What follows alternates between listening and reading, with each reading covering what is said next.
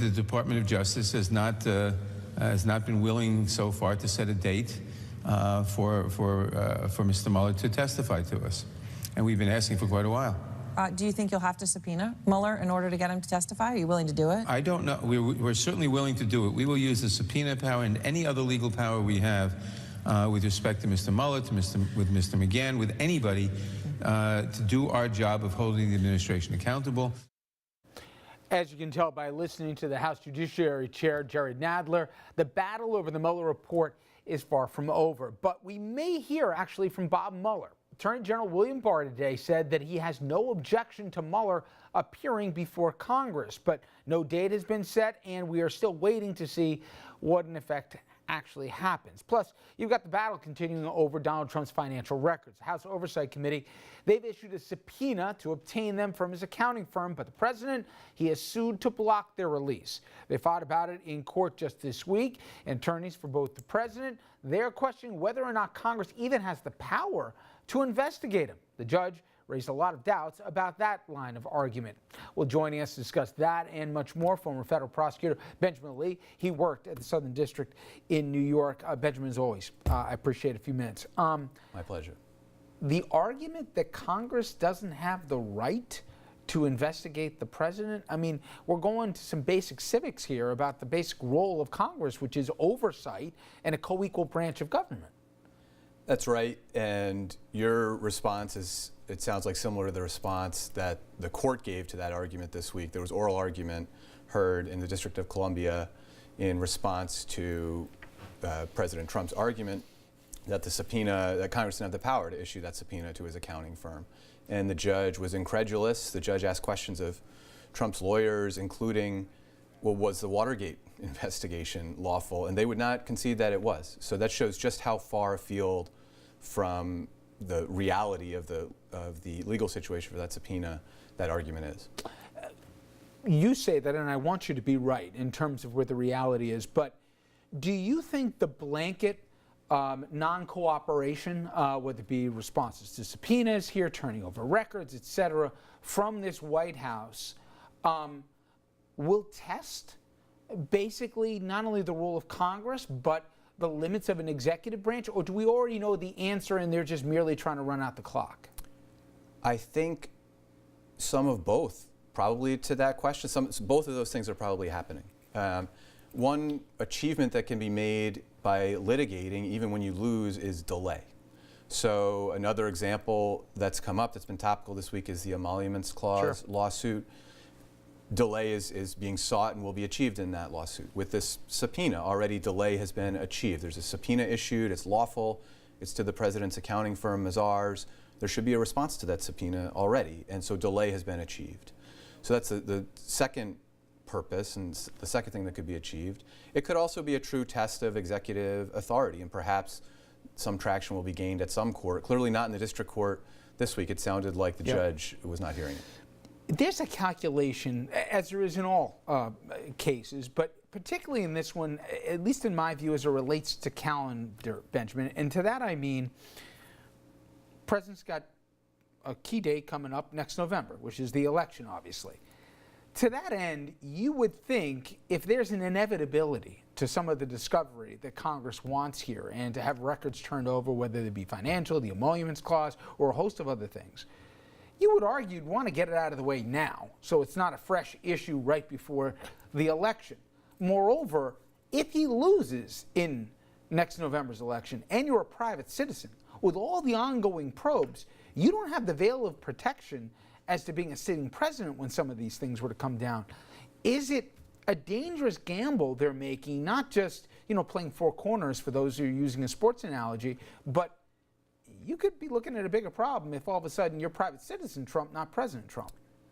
That's a good point in terms of the timing of when this comes out. Maybe it's better just to get it out now. That was, from a campaign issue, but also from an exposure issue, right? That's right. You have more leverage if you're a president. We know from the Mueller report that the Mueller team clearly thought there's a viable obstruction of justice case. They were unwilling to say the president had not obstructed justice, and then they said that they couldn't prosecute him for it because of the Office of Legal Counsel opinion. So that's a live issue for the president and will become very live once he ceases to be president. In terms of the timing, it depends on what's in the records, really. I mean, Mazars, it's surprising to me that Mazars has not already received a subpoena in a grand jury investigation or from some other process, and that this would be happening for the first time now seems late. In terms of hearing from Mueller, we just told the audience what we heard today, which is Barr saying it's up to Mueller. What is the reality here in terms of who decides if we hear from Bob Mueller, and let alone the conditions of the conversation? Congress. Congress decides. They can issue a subpoena to Bob Mueller. He would have to respond to that subpoena. If he is still an employee of the Department of Justice as the special counsel, then perhaps others in the Department of Justice would have a say in that, but ultimately Congress would have the authority to compel Mueller to testify. If there's an assertion of executive privilege, that would have to come from the White House, or White House counsel ordinarily would handle that, and they would have a role in deciding whether Mueller testified. But based on what we know now, there's no basis for the assertion of executive privilege over Mueller's testimony. He's already issued a 400-page report, and that can't be taken back. So ultimately, I think it's Congress's decision whether we hear from Bob Mueller. The lack of cooperation is not really the right word, but the White House's refusal to do anything that's being asked of as it relates to the probe, and their comments that Congress doesn't get to do a do-over here. It's a guess, but I'm asking you to make an educated one. Do you think they're doing that because, pardon the pun, obstruction is the most comfortable and most familiar route that they're used to, or are they really worried about some of this stuff getting out, more from the embarrassing side or more for something that it could lead to big problems? Take, for example, the financial records that they're looking to get their hands on. It could be, hey, we find out he's not worth a fraction of what he says he is. It could turn out here that the guy hasn't paid taxes forever here while the rest of the public, or it could turn out that some of the monies that came in, for example, that 50+ million that there's an open question why all of a sudden, I think in '89, the monies were flowing into the Trump organization. Well, they came from some shady folks, maybe with Russian surnames. What do you think? Are they worried about stuff, or they just don't want to play ball? I think you're right, it's a guess. I think, again, it's both. It's both of those things that are going on. So there's some political calculation that delay is good, and it's hard to get into the heads of the folks making that, but that seems to be happening. And then there's something to hide. You know, my experience as a prosecutor is that when someone has something good to tell you, they usually tell you. And when someone has a document that they think is good for them, they usually give it to you. That's just generally what happens in a criminal investigation, or certainly in a congressional investigation. And so when the opposite is happening, when someone is trying not to tell you what happened or trying to withhold documents, the inference is there's probably something bad in there. Finally, drawing on your experience at your old stomping grounds in the Southern District, a lot of your former colleagues say, keep your eye on what happens there. A lot of the probes, as many as 14, Mueller outsourced to other district courts, including the Southern District. They don't have some of the same legal handcuffs, let's say, that Mueller did in terms of the lane he had to stay in per the probe, or they certainly chose to stay in. Do you think they're right? Do you think that there's additional chapters that are going to be told here through the courts, primarily, if not specifically, in the Southern District? I hope they're right. The Southern District is a proud office. It's an office that's brought aggressive prosecutions. It's an office that's been trusted to do the right thing.